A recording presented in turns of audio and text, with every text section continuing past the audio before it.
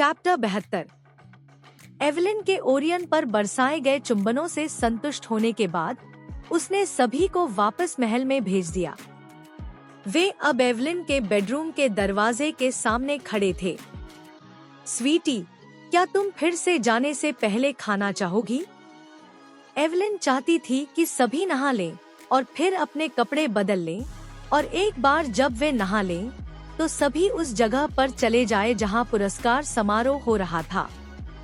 हालांकि यह सब करने से पहले एवलिन जानना चाहती थी कि क्या ओरियन महल छोड़ने से पहले खाना चाहता है। अगर उसे भूख लगी होती तो एवलिन नौकरानियों को उसके लिए कुछ तैयार करने के लिए कहती ताकि नहाने और कपड़े पहनने के बाद वह खा सके। नहीं माँ, क्या तुम्हें यकीन है? ठीक है स्वीटी, लेकिन तुम क्या कर रही हो? मिया, क्या तुम्हें भूख लगी है? मिया ने जवाब में अपना सिर हिलाया, क्योंकि ओरियन को खाने में कोई दिलचस्पी नहीं थी, तो उसे भी खाने में कोई दिलचस्पी नहीं थी। इसके अलावा मिया यह सुनिश्चित करना चाहती थी कि ओरियन के साथ उसकी लड़ाई शुरू होने के बाद वह स्वतंत्र रूप से और आसानी से घूम पाएगी। इस बीच एलेना ने गहरी सांस ली, क्योंकि वह जानती थी कि ओरियन और मिया दोनों ही खाने में रुचि क्यों नहीं ले रहे थे। शायद हमें जाते समय अपने साथ कुछ स्नैक्स ले जाने चाहिए। वे शायद अभी खाने में रुचि नहीं रखते हैं, क्योंकि वे आज बाद में एक साथ प्रशिक्षण लेना चाहते हैं। एलेना की बातें सुनकर एवलिन को आश्चर्य हुआ कि मिया और ओरियन आज प्रशिक्षण क्यों लेना पसंद करेंगे, जबकि वे कल ही ऐसा कर सकते हैं। क्या आप दोनों कल प्रशिक्षण नहीं ले सकते? उसने ओरियन से पूछा। नहीं माँ, यह आज ही होना चाहिए। कृपया, क्या हम ऐसा कर सकते हैं? ओरियन ने अपनी उंगलियां आपस में दबाते हुए विनती की। कृपया महाराज, मिया ने ओरियन की तरह ही इशारा किया और विनती की। एवलिन नहीं चाहती थी कि वे आज प्रशिक्षण ले। उसे कोई कारण नहीं दिखाई दिया कि उन्हें आज ही प्रशिक्षण क्यों लेना पड़ा।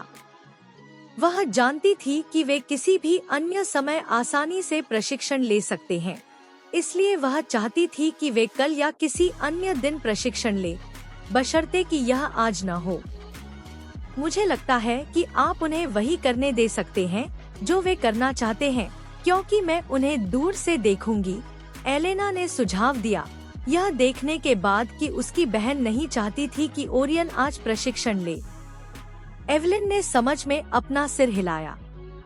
अगर एलेना उनके साथ रहने वाली थी तो वह उन्हें जितना चाहे उतना प्रशिक्षण लेने दे सकती थी। बहुत अच्छा, चूँकि तुम्हारी आंटी ने कहा है कि वह तुम्हारे साथ रहेगी, मुझे लगता है कि यह ठीक है। धन्यवाद माँ, तुम सबसे अच्छी हो। एवलिन हंसी और ओरियन के सामने घुटनों के बल बैठ गई। आपका स्वागत है प्रिय, उसने कहा और ओरियन के माथे पर एक चुंबन दिया। ठीक है स्वीटी, माँ अब रसोई में जाएंगी और शेफ से कहेंगी कि वह तुम्हारे और मिया के लिए कुछ नाश्ता बनाए। एक बार जब मैं काम पूरा कर लूंगी तो मैं तुम्हारे साथ बाथरूम में सबके साथ आऊंगी। ठीक है।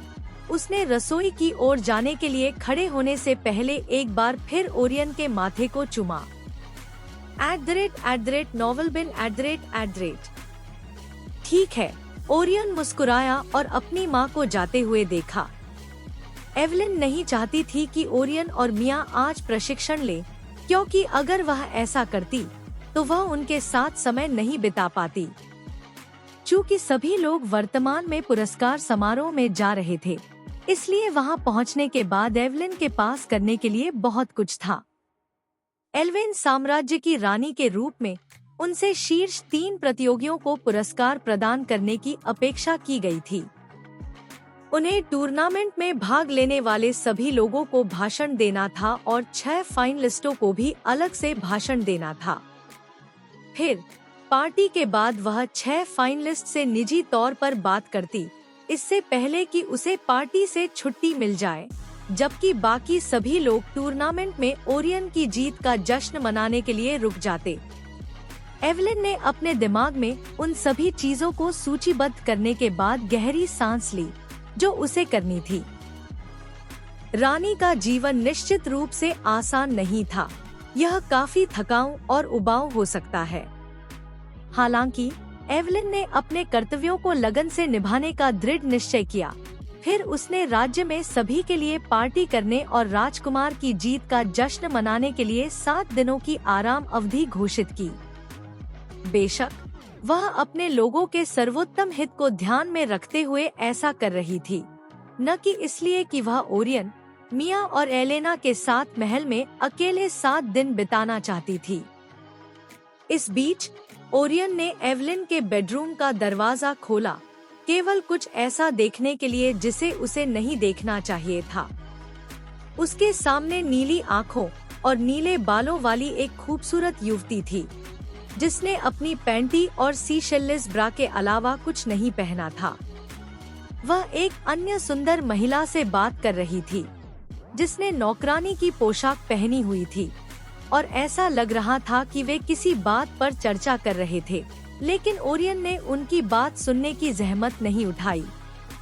इसके बजाय उसने तुरंत दरवाजा बंद कर दिया और मिया को देखा, फिर अपनी चाची को। चाची, मुझे लगता है कि माँ के बेडरूम में एक विकृत बूढ़ी औरत है। क्या? एरियल की आवाज एवलिन के बेडरूम से जोर से गूंजी।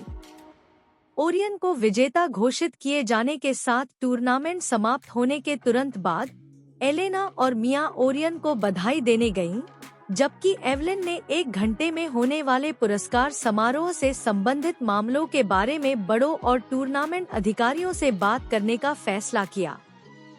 इस बीच एरियल और करेन को पता था कि उनके पास करने के लिए कुछ नहीं था, क्योंकि वे अपने राज्य में नहीं थे, इसलिए उन्होंने इंतजार करने का फैसला किया। एवलिन और बाकी सभी लोग एवलिन के बेडरूम में थे, क्योंकि उन्हें पता था कि सभी लोग नहाने और कपड़े बदलने के लिए वहां आएंगे। एरियल ने सबसे पहले अपने कपड़े उतारे, केवल अपनी पैंटी और ब्रा छोड़ी। क्या तुम कपड़े नहीं उतारने जा रही हो, करेन? नहीं महाराज, रानी एवलिन अभी तक वापस नहीं आई है, इसलिए मैं कपड़े उतारने से पहले उनके लौटने का इंतजार करूंगी, करेन ने अपने चश्मे को सीधा करते हुए जवाब दिया। लेकिन मैं चाहती हूँ कि हम साथ में नहाएं।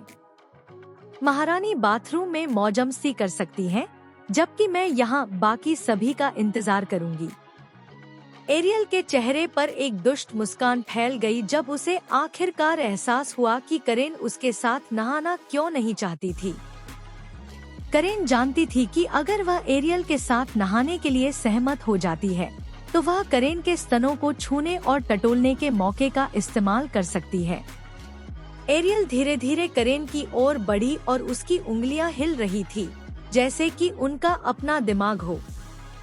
करेन ने एरियल से खुद को दूर करने की कोशिश की, लेकिन एरियल ने उनके बीच की दूरी कम कर दी, और जब उसके हाथ करेन को छूने ही वाले थे, तो एवलिन के बेडरूम का दरवाजा अचानक खुल गया, जिससे करेन और एरियल दोनों चौंक गए।